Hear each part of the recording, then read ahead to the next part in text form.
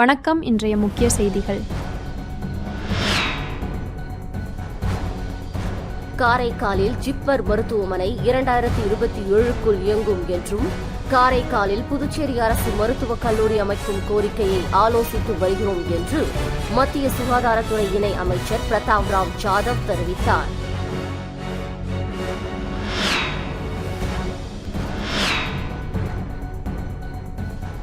புதுச்சேரியில் 30 துணை வட்டாட்சியர் பணியிடங்களுக்கு நாளை முதல் விண்ணப்பிக்கலாம் என்று அறிவிக்கப்பட்டுள்ளது.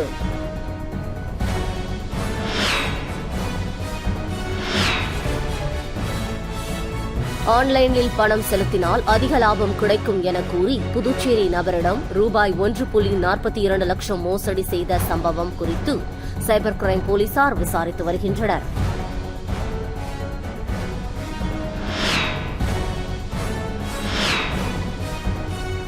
புதுச்சேரியில் விரைவில் 25 எலக்ட்ரிக் பஸ்கள் இயக்கப்பட உள்ள நிலையில் 5 எலக்ட்ரிக் பஸ்கள் புதுச்சேரிக்கு வந்துள்ளன. இனி வருவது விரிவான செய்திகள். காரைக்காலில் ஜிப்மர் மருத்துவமனை 2027க்குள் இயங்கும் என்றும், காரைக்காலில் புதுச்சேரி அரசு மருத்துவக் கல்லூரி அமைக்கும் கோரிக்கையை ஆலோசித்து வருகிறோம் என்று மத்திய சுகாதாரத்துறை இணை அமைச்சர் பிரதாப் ராவ் ஜாதவ் தெரிவித்தார். புதுச்சேரி ஜிப்மரில் ரூபாய் 4.74 கோடியில் அவசர சிகிச்சை மற்றும் விபத்து சிகிச்சை பிரிவு புதுப்பிக்கப்பட்டுள்ளது. இதன் தொடக்க விழா இன்று நடந்தது. மத்திய இணை அமைச்சர் பிரதாப் ராவ் ஜாதவ் திறந்து வைத்தார். இதனைத் தொடர்ந்து செய்தியாளர்களிடம் பேசிய மத்திய அமைச்சர், ஜிப்மர் வளர்ச்சிக்கு தேவையான நிதியை ஒதுக்குகிறோம். பல வளர்ச்சி திட்டங்கள் நடக்கிறது. அவசர சிகிச்சை பிரிவு மேம்படுத்தப்பட்டுள்ளது. பல பிரிவுகளில் வசதிகள் மேம்படுத்தப்பட்டுள்ளது. புதிய கட்டுமானங்கள் தொடர்பாக ஆய்வு செய்ய உள்ளோம். அதை உரிய காலத்துக்குள் செயல்படுத்தவும் அறிவுறுத்துவோம். நடப்பாண்டு 1450 கோடி ரூபாய்க்கு ஜிப்மருக்கு ஒதுக்கீடு செய்யப்பட்டுள்ளது. பல மேம்பாட்டு திட்டப்பணிகள் நடக்கிறது. காரைக்காலில் ஜிப்மர் மருத்துவமனை வரும் 2027 ஜூன் மாதத்துக்குள் இயங்க தொடங்கும் என கூறினார். இங்கு 470 படுக்கை வசதிகள் அமையும். இதற்கான அனைத்து நிதியும் மத்திய அரசு இடஒதுக்கீட்டில் நடக்கிறது. காரைக்காலில் புதுச்சேரி அரசு மருத்துவக் கல்லூரி அமைக்க கோரிக்கை வைத்துள்ளது. சுகாதாரத்துறைக்கு வந்ததிலிருந்து அதை ஆலோசித்து வருகிறோம் என்றார். இந்த விழாவுக்கு துணைநிலை ஆளுநர் கைலாஷ்நாதன் முன்னிலை வகித்தார்.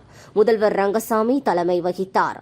விழாவில் பேரவைத் தலைவர் செல்வம், செல்வகணபதி MP, ஆறுமுகம் MLA உட்பட பலர் கலந்து கொண்டனர்.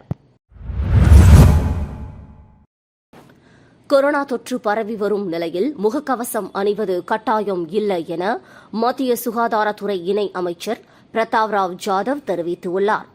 சர்வதேச யோகா தின விழா வரும் ஜூன் 21ஆம் தேதி கொண்டாடப்பட உள்ளது. இந்த நிலையில் அதன் 25 நாள் முன்னோட்ட நிகழ்ச்சி மத்திய ஆயுஷ் அமைச்சகம் சார்பில் புதுச்சேரி கடற்கரை சாலையில் உள்ள காந்தி திடலில் நடைபெற்றது. விழாவை மத்திய ஆயுஷ் மற்றும் சுகாதாரத்துறை இணை அமைச்சர் பிரதாப் ராவ் ஜாதவ், துணைநிலை ஆளுநர் கைலாஷ்நாதன், முதலமைச்சர் ரங்கசாமி ஆகியோர் குத்துவிளக்கேற்றி தொடங்கி வைத்தனர். நிகழ்ச்சியில் சபாநாயகர் செல்வம், சுற்றுலாத்துறை அமைச்சர் லட்சுமி நாராயணன், தலைமை செயலர் உள்ளிட்ட 1000க்கும் மேற்பட்ட மாணவர்கள் கலந்து கொண்டு பல்வேறு யோகாசனங்களை செய்தனர். முன்னதாக விழா மேடையில் பேசிய முதலமைச்சர் ரங்கசாமி, உலக அளவில் யோகா உள்ளது என்றால் அதற்கு மிகப்பெரிய பங்கு பிரதமர் நரேந்திர மோடிக்கு உண்டு என பெருமிதம் கொண்ட அவர், யோகா செய்வதன் மூலம் மகிழ்ச்சியாக வாழ முடிவதாகவும், புதுச்சேரியில் உள்ள ஆரம்ப சுகாதார நிலையங்களுக்கு வரும் நோயாளிகளுக்கும் பள்ளி மாணவர்களுக்கும் யோகா கற்றுக் கொடுக்கப்படும் நிலையில் யோகா கலையை வளர்க்க புதுச்சேரி அரசு பல்வேறு நடவடிக்கைகளை மேற்கொண்டு வருகிறது என்று தெரிவித்தார். தொடர்ந்து செய்தியாளர்களிடம் பேசிய இணையமைச்சர் பிரதாப் ராவ் ஜாதவ், கொரோனா பரவல் தடுப்பிற்கான அனைத்து முன்னெச்சரிக்கை நடவடிக்கைகளை மத்திய அரசு செய்துள்ளது. மேலும் தற்போதைய சூழ்நிலையில் முகக்கவசம் கட்டாயமில்லை. கொரோனா தொற்றை பொறுத்து அந்தந்த மாநிலங்களும் அவர்களது மாநிலத்திற்கு ஏற்ப பாதுகாப்பு நடவடிக்கைகளை எடுத்துக் கொள்ளலாம் என தெரிவித்துள்ளார். புதுச்சேரியில் 30 துணை வட்டாட்சியர் பணியிடங்களுக்கு நாளை முதல் விண்ணப்பிக்கலாம் என்று அறிவிக்கப்பட்டுள்ளது. புதுச்சேரி மாவட்ட ஆட்சியரும் வருவாய்த்துறை சிறப்பு செயலாளருமான குலோத்துங்கன் வெளியிட்ட செய்திக்குறிப்பில், புதுச்சேரி வருவாய் பேரிடர் மேலாண்மை துறையில் காலியாக உள்ள 30 துணை வட்டாட்சியர் பணியிடங்களை எழுத்து போட்டித் தேர்வுகள் மூலம் நிரப்ப அரசு நடவடிக்கை எடுத்துள்ளது. இந்த பணியிடங்களுக்கு புதுவையை பூர்வீகமாக கொண்டவர்கள் மற்றும் வசிக்கும் இந்திய குடிமகன்களிடமிருந்து விண்ணப்பங்கள் வரவேற்கப்படுகின்றன. இடஒதுக்கீடு, கல்வி தகுதி, விண்ணப்பிக்கும் முறை, தேர்வு முறை, தேர்வு செய்யும் முறை உள்ளிட்ட விரிவான விவரங்கள் அடங்கிய அறிவிப்பை பணியாளர் நிர்வாக சீர்திருத்தத்துறையின் இணையதளத்தில் நாளை பகல் 12 மணி முதல் விண்ணப்பிக்கலாம். இந்த பணியிடத்துக்கு ஜூன் 27ஆம் தேதி பிற்பகல் 3 மணி வரை விண்ணப்பங்களை சமர்ப்பிக்கலாம் என்று குறிப்பிடப்பட்டுள்ளது. புதுச்சேரியில் விரைவில் 25 எலக்ட்ரிக் பஸ்கள் இயக்கப்பட உள்ள நிலையில் 5 எலக்ட்ரிக் பஸ்கள் புதுச்சேரிக்கு வந்துள்ளன. புதுச்சேரி மாநிலத்திலும் பொது இடங்களில் எலக்ட்ரிக் பஸ்கள் 25 இயக்கப்பட உள்ளன. இந்த மின்சார பஸ்களுக்கு தேவையான சார்ஜ் ஸ்டேஷன் தாவரவியல் பூங்கா எதிரே உள்ள இடத்தில் 1.5 கோடி ரூபாய் செலவில் அமைக்கப்பட்டு வருகின்றது. இந்த சார்ஜ் ஸ்டேஷனில் வளாகத்தில் புதிதாக வாங்கப்பட்ட 5 எலக்ட்ரிக் பஸ்கள் தற்போது நிறுத்தி வைக்கப்பட்டுள்ளன. இதுகுறித்து போக்குவரத்து துறை அதிகாரிகள் கூறும்போது, இந்த மின்சார பஸ்கள் நகர பகுதியில் பல்வேறு புதிய வழித்தடங்களில் இயக்கப்படும். இதற்கான டிக்கெட் கட்டணம், அரசின் மானியம் இரண்டும் ஒரே கணக்கில் வரவு வைக்கப்படும். அதன் பிறகு 1 கிலோமீட்டருக்கு 60 ரூபாய் வீதம் கணக்கிட்டு எலக்ட்ரிக் பஸ்களை இயக்கிய நிறுவனத்திற்கு அரசு செலுத்தும். இந்த எலக்ட்ரிக் பஸ்கள் மொத்தம் 9 மீட்டர் நீளம் கொண்டது. 36 பேர் வரை அமர்ந்து பயணம் செய்யலாம். இந்த பஸ்கள் அனைத்தும் GPS கண்காணிப்பில் கீழ் கொண்டுவரப்பட உள்ளது. பஸ்களை இயக்காவிட்டால் அபராதம் விதிக்கப்படும் என தெரிவித்தனர். புதுவை மாநிலத்தில் உயர்கல்வி கட்டண நிர்ணய குழு கூட்டத்தை உடனடியாக கூட்டுவதற்கு துணைநிலை ஆளுநர், முதல்வர் நடவடிக்கை மேற்கொள்ள வேண்டும் என சென்டாக் மாணவர் பெற்றோர் நல சங்க தலைவர் நாராயணசாமி வலியுறுத்தியுள்ளார். இதுகுறித்து துணைநிலை ஆளுநர் முதல்வருக்கு அவர் அனுப்பியுள்ள மனுவில், புதுவை மாநிலத்தில் உயர்கல்விக்கான கட்டண நிர்ணய குழு தலைவராக ஓய்வு பெற்ற நீதிபதி கண்ணம்மாள் அரசால் நியமிக்கப்பட்டுள்ளார். அதன்படி தற்போது 2025-26ஆம் கல்வியாண்டுக்கான உயர்கல்வி மாணவர் சேர்க்கை நடைபெற்று வருகிறது. ஆகவே கல்வி கட்டண குழுவை அரசு உடனடியாக கூட்ட வேண்டும். கல்வி கட்டண நிர்ணய குழு கூட்டத்தை கூட்டுவதுடன் அக்குழுவால் நிர்ணயிக்கும் கட்டணத்தை விட கூடுதல் கட்டணம் தனியார் கல்லூரி நிறுவனங்களால் வசூலிக்கப்படுகின்றனவா என்பதையும் கண்காணிப்பது அவசியம். அதற்காக தனி குழுவை ஏற்படுத்த வேண்டும். விதியை மீறி கட்டணம் வசூலிக்கும் தனியார் கல்லூரிகள் மீது நடவடிக்கை எடுப்பது அவசியம் என குறிப்பிடப்பட்டுள்ளது. மருத்துவ கல்வியில் 50% இடஒதுக்கீடு பெற வேண்டும் என திமுக கூறுவது மக்களை ஏமாற்றும் செயல் என்றும், திமுகவின் இரட்டை வேடத்தை மாணவர்கள் நம்ப மாட்டார்கள் என புதுச்சேரி அதிமுக மாநில செயலாளர் அன்பழகன் தெரிவித்துள்ளார். புதுச்சேரி அதிமுக தலைமை அலுவலகத்தில் செய்தியாளர்களை சந்தித்த மாநில செயலாளர் அன்பழகன், புதுச்சேரி மாநிலத்தில் கடந்த கால திமுக காங்கிரஸ் கூட்டணி ஆட்சியிலும் தற்போதைய பிஜேபி என்ஆர் காங்கிரஸ் கூட்டணி ஆட்சியிலும் தனியார் மருத்துவக் கல்லூரிகளில் தேசிய மருத்துவ கவுன்சிலின் ஆணைப்படி 50% இடங்களை அரசு பெறாமல் ஆண்டுதோறும் 36% இடங்களை மட்டுமே பெற்று மாணவர்களுக்கு துரோகத்தை இழைத்து வருகிறது. இது சம்பந்தமாக நடைபெற்ற சட்டமன்ற கூட்டத்தொடரில் பிரதான எதிர்க்கட்சியான திமுக தனியார் மருத்துவக் கல்லூரிகளில் 50% இடங்களை பெற வலியுறுத்தி கேள்வியோ, அரை மணி நேர விவாதமோ, கவன ஈர்ப்பு தீர்மானமோ, ஒத்திவைப்பு பிராணனையோ, வெளிநடப்பு உள்ளிட்ட எதையும் விவாதத்திற்கு கொண்டு வராமல் சட்டமன்றத்தில் வாய் மூடி மௌனம் காத்தனர். புதுச்சேரி மாணவர்களுக்கு 50% இடங்களை அரசின் இடஒதுக்கீடாக அரசு பெற வலியுறுத்தி திமுக சட்டமன்றத்தில் உரிய நடவடிக்கை ஏதும் எடுக்காமல் ஆளும் அரசுக்கு சாதகமான ஒரு நிலைப்பாட்டை எடுத்தது. தற்போது தங்கள் ஆட்சியின் நிர்வாகிகள் கூட்டத்தில் புதுச்சேரி அரசு தனியார் மருத்துவக் கல்லூரிகளில் 50% இடங்களை அரசின் இடஒதுக்கீடாக பெற வேண்டும் என தீர்மானம் போட்டுள்ளது மக்களை ஏமாற்றும் செயலாகும். பேச வேண்டிய இடத்தில் சட்டமன்றத்தில் பேசாமல் மௌனமாக அரசின் தவறுக்கு துணையாக இருந்துவிட்டு தற்போது வெளியில் தீர்மானம் போடுவது திமுகவின் இரட்டை வேடமாகும் என்றார். மேலும் இந்த கல்வியாண்டில் 50% இடங்களை பெற துணைநிலை ஆளுநர் நடவடிக்கை எடுக்க வேண்டும் என வலியுறுத்தினார். ஆன்லைனில் பணம் செலுத்தினால் அதிக லாபம் கிடைக்கும் என கூறி புதுச்சேரி நபரிடம் ரூபாய் 1.42 லட்சம் மோசடி செய்த சம்பவம் குறித்து சைபர் கிரைம் போலீசார் விசாரித்து வருகின்றனர். புதுச்சேரி கோபாலன் கடையை சேர்ந்த ஆண் நபரை தொடர்பு கொண்ட மர்ம நபர் வீட்டில் இருந்தபடி ஆன்லைனில் பணம் செலுத்தி அதிக லாபம் சம்பாதிக்கலாம் என ஆசை வார்த்தை கூறியுள்ளார். இதை நம்பிய அவர் பல்வேறு தவணையாக மர்ம நபர் தெரிவித்த ஆன்லைனில் 1,42,000 ரூபாய் செலுத்தி அவருக்கு கொடுக்கப்பட்ட பணிகளை செய்து முடித்து வந்துள்ளார். அதன் மூலம் வந்த லாப பணத்தை எடுக்க முயன்றபோது முடியவில்லை. அதன் பிறகே மோசடி கும்பலிடம் பணத்தை இழந்தது தெரியவந்தது. இது குறித்த புகாரின் பேரில் புதுச்சேரி சைபர் கிரைம் போலீசார் விசாரித்து வருகின்றனர். சுகாதாரத்துறை வாரிசுதாரர் சீனியாரிட்டி பட்டியலை இணையதளத்தில் வெளியிட வலியுறுத்தி சுகாதாரத்துறை வாரிசுதாரர் சங்கத்தினர் காத்திருப்பு போராட்டத்தை தொடங்கியுள்ளனர். புதுச்சேரி சட்டப்பேரவையில் முதலமைச்சர் ரங்கசாமி அறிவித்த வாக்குறுதி அடிப்படையில் சுகாதாரத்துறையில் ஒருமுறை தளர்வு அளித்து வாரிசுதாரர்களுக்கு பணி வழங்க வலியுறுத்தி வாரிசுதாரர்கள் கடந்த பிப்ரவரி மாதம் தொடர்ந்து 23 நாட்கள் காத்திருப்பு போராட்டத்தில் ஈடுபட்டனர்.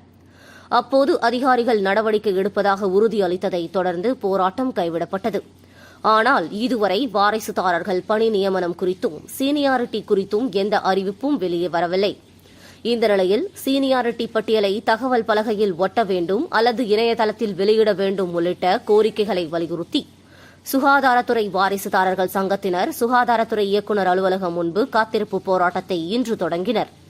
இதில் 100க்கும் மேற்பட்டோர் தங்களது குழந்தைகள் மற்றும் குடும்பத்தினருடன் போராட்டத்தில் ஈடுபட்டுள்ளனர். அப்போது அதிகாரிகள் காழ்ப்புணர்ச்சி காரணமாக தங்களை பழிவாங்குவதாக சுகாதாரத்துறை வாரிசுதாரர்கள் குற்றம் சாட்டினர். புதுச்சேரி மினரா வர்த்தகம் மற்றும் தொழில்துறை சபை சார்பில் தொழில் முனைவோர்கள் மற்றும் ஏற்றுமதியாளர்களுக்கான கருத்தரங்கம் மற்றும் பயிற்சி முகாம் நடைபெற்றது. இதில் ஏராளமான முதலீட்டாளர்கள் தொழில் முனைவோர்கள் கலந்து கொண்டனர். சிறு குறு நடுத்தர தொழில் நிறுவனங்கள், குடிசை தொழில்கள் மற்றும் வளர்ந்து வரும் தொழில் முனைவோரை மேம்படுத்தும் வகையில் மினரா வர்த்தகம் மற்றும் தொழில்துறை சபை சார்பில் தொழில் முனைவர்களுக்கான பயிற்சி முகாம் மற்றும் கருத்தரங்கம் தனியார் ஹோட்டலில் நடைபெற்றது. இந்த பயிற்சி முகாமில் தொழில் முனைவோர்களுக்கு மற்றும் வெளிநாடுகளுக்கு ஏற்றுமதி செய்யும் ஏற்றுமதியாளர்களுக்கு உலக தரத்திலான வாய்ப்புகள் மற்றும் சர்வதேச சந்தை அணுகுமுறை ஆகியவை குறித்து ஆலோசனைகள் வழங்கப்பட்டது. அமெரிக்கா, இந்தோனேஷியா, மலேசியா, ரஷ்யா மற்றும் இந்தியாவை சேர்ந்த சர்வதேச வர்த்தகம், தொலை மருத்துவம், மருத்துவ சுற்றுலா மற்றும் நிலையான நிறுவனம் போன்றவைகள் குறித்தும் தொழில் முனைவோர்களுக்கு முன்னிலைப்படுத்தப்பட்டது.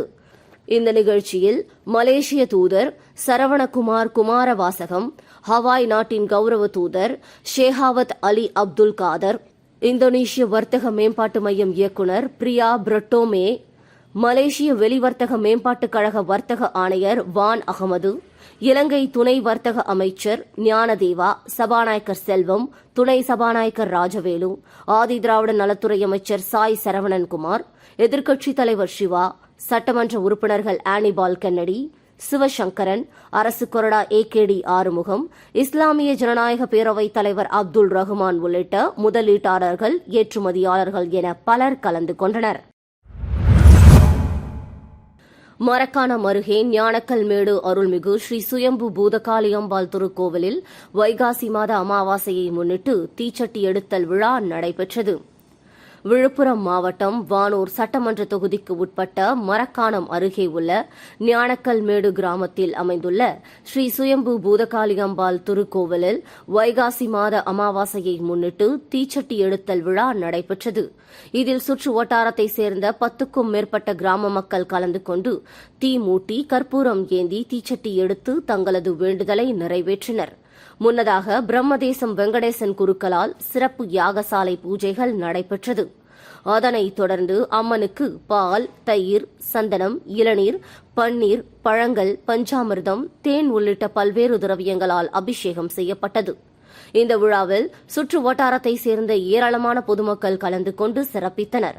இதனைத் தொடர்ந்து விழாவில் கலந்து கொண்ட பக்தர்கள் அனைவருக்கும் இரவு உணவு வழங்கப்பட்டது. தேசிய அளவில் நடைபெற்ற கூடோ போட்டியில் வெற்றி பெற்ற புதுச்சேரி வீரர்களுக்கு ரகுநாயகம் சான்றிதழ் வழங்கி பாராட்டினார். தேசிய அளவிலான கூடோ போட்டியில் புனேவில் கடந்த 16ஆம் தேதி துவங்கி 22ஆம் தேதி முடிவடைந்தது. இதில் புதுச்சேரி முத்தியால்பேட்டை பகுதியில் இயங்கி வரும் சூர்யா மேல்நிலைப் பள்ளியில் பயிற்சி பெற்ற மாணவர்கள் புதுச்சேரி கூடோ சங்க செயலாளர் சந்தோஷ்குமார் தலைமையில் புனேவில் நடைபெற்ற கூடோ போட்டியில் பங்கேற்றனர். இதில் 7 மாணவர்கள் பதக்கங்களை வென்று சாதனை படைத்தனர். இதில் திலீபன், ஸ்ரீராம வரதராஜன் ஆகிய 2 மாணவர்கள் தங்கப் பதக்கங்களை வென்றுள்ளனர். கூடோவில் கலந்து கொண்டு வெற்றி பெற்ற மாணவர்களுக்கு SS ஸ்போர்ட்ஸ் அகாடமி வளாகத்தில் பாராட்டு விழா நடைபெற்றது.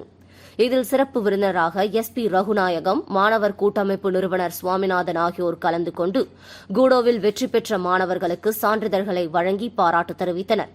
இந்த நிகழ்ச்சியில் SS அகாடமி நிறுவனர் சதீஷ் உட்பட பலர் கலந்து கொண்டனர்.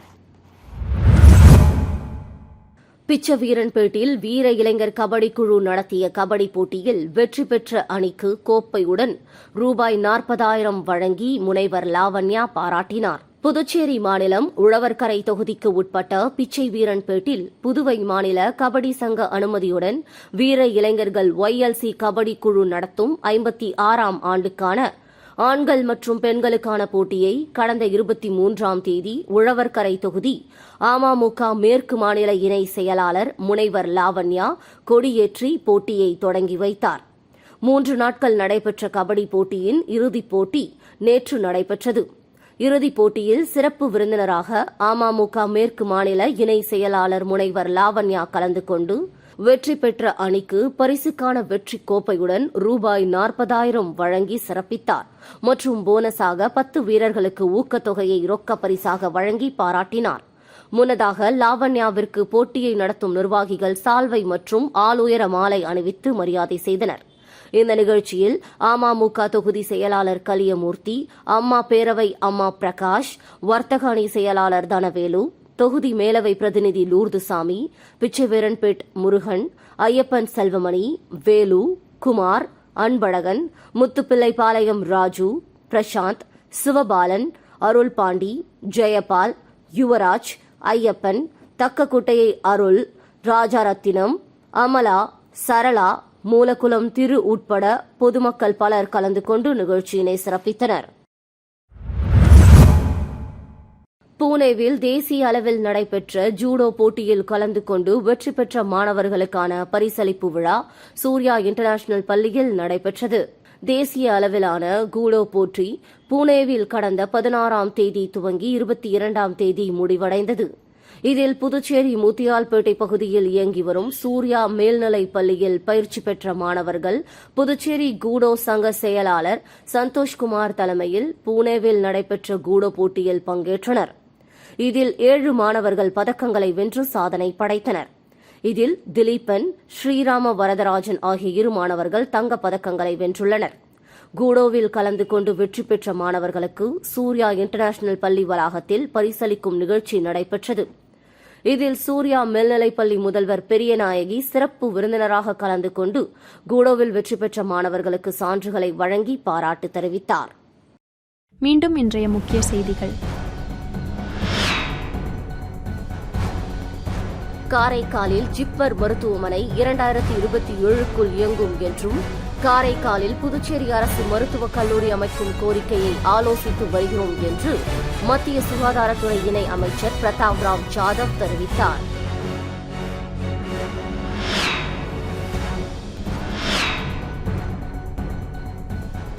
புதுச்சேரியில் 30 துணை வட்டாட்சியர் பணியிடங்களுக்கு நாளை முதல் விண்ணப்பிக்கலாம் என்று அறிவிக்கப்பட்டுள்ளது.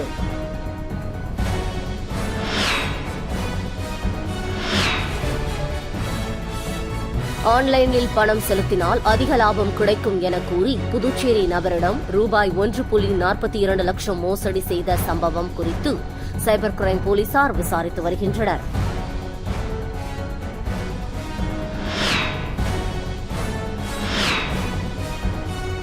புதுச்சேரியில் விரைவில் 25 எலக்ட்ரிக் பஸ்கள் இயக்கப்பட உள்ள நிலையில் 5 எலக்ட்ரிக் பஸ்கள் புதுச்சேரிக்கு வந்துள்ளன.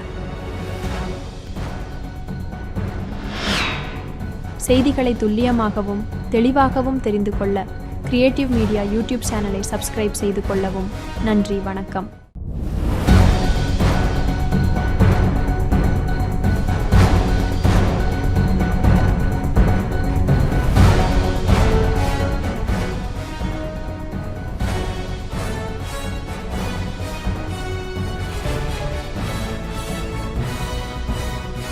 நம்ம சேனலை சப்ஸ்கிரைப் பண்ணுங்க, லைக் பண்ணுங்க, ஃப்ரெண்ட்ஸ்க்கும் ஷேர் பண்ணுங்க. தேங்க்யூ.